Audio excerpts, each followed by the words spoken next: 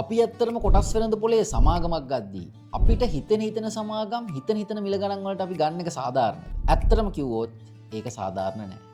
එහෙනම් අපි තේරුම් ගන්න ඕන දේ තමයි මේ කොටස් වෙළඳ පොලේ කම්පැනි එක පෙන්වන කොටස් මිල වගේම අපිට නොපෙනෙන කොටසක වටිනාකමකුත් තියෙනවා කියලා. ඉතින් මේ කොටසක වටිනාකමයි මේ කොටසක මිලයි අතර අපි හොඳ තේරීමක් කරලා තමයි ආයෝජනයක් කරන්න ඕනේ. එතකොට අපි මේ කොටසක වටිනාකමට වඩා අඩුවෙන් කොටස් මිල තියෙද්දි අපි මිලදී ගන්නවා නම් ඒක අපිට හොඳ ආයෝජනයකට යන්න රුකුලක් වෙනවා. එතකොට මේ කොටසක මිලයි වටිනාකමයි අතර margin of safety එකක් ඇතුව අපිට ආයෝජනයක් කරන්න පුළුවන් නම් අපිට හොඳ ගමනක් යන්න පුළුවන්. ඉතින් අද කතා කරන්නේ margin of safety ගැනයි.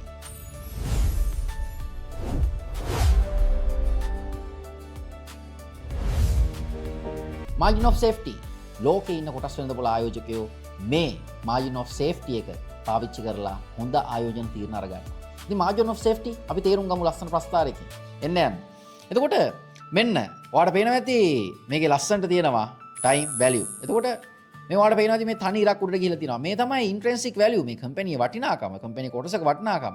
එතන මේ රතු පාටින් තියෙන්නේ කම්පැනි share price එක. එතකොට මේ share price එක කම්පැනි වටිනාකමට වඩා උඩින් යනවා. ඒතර වටිනාකමට වඩා උඩින් යන වෙලාවල් ඔයාලට බලා ගන්න පුළුවන්. ඊට පස්සේ මේ කම්පැනි කොටස් මිල මේ වටිනාකමට වඩා යටින් යනවා.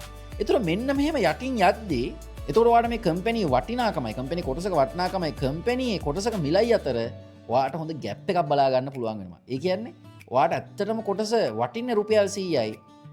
හැබැයි ඔයාලට මේ කොටසක් මිලදී ගන්න පුළුවන් වෙනවා රුපියල් 60කට. අන්න ඔයාලට එතන රුපියල් 40ක margin of safety එකක් තියෙනවා.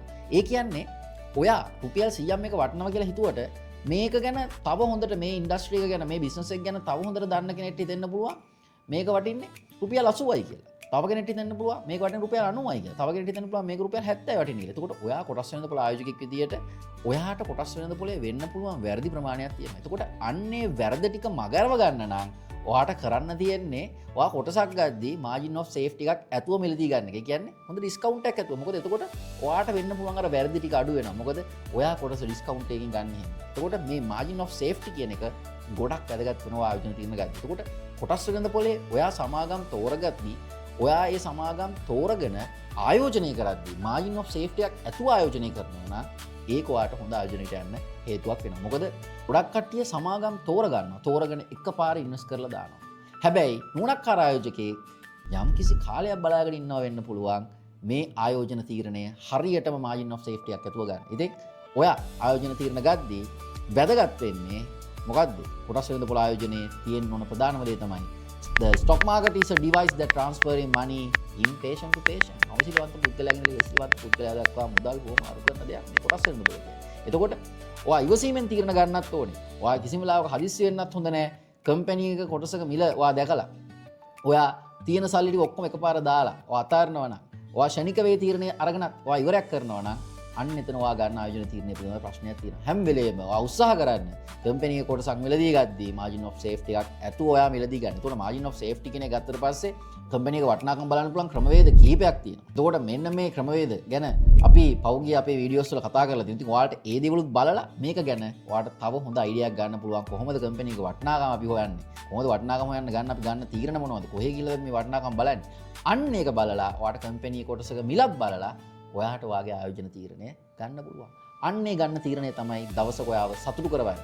එහෙම සතුටු වෙන්න නම් ඔයා දවස ගන්න අලුත් දේවල් ඉගෙන ගන්න ඕනේ. මේ කොටස් වෙළඳ පොළ ගැන. ඉතින් අන්නේ දැනුම එකතු කරන්න තමයි Wealthy Minds අපි ඔයාලත් එක්ක එකතු වෙලා ඉන්නේ. ඉතින් මේ කොටස් වෙළඳ පොළ දැනුම පිටිපස්සේ ඔයා හඹා යනවා නම් අනිවාර්යයෙන්ම Wealthy Minds අපේ YouTube channel එක subscribe කරලා තියාගන්න. වීඩියෝ එකක් ආපු ගමන් බලන්න. අනිවාර්යයෙන් bell notification එකක් click කරලාම තියාගන්න. එහෙනම් අපි තවත් අලුත් වීඩියෝ එකකින් හම්බෙමු. ඔයාලා හැමෝටම ජයග්‍රාහී ආයෝජන ගමනක් වේවා.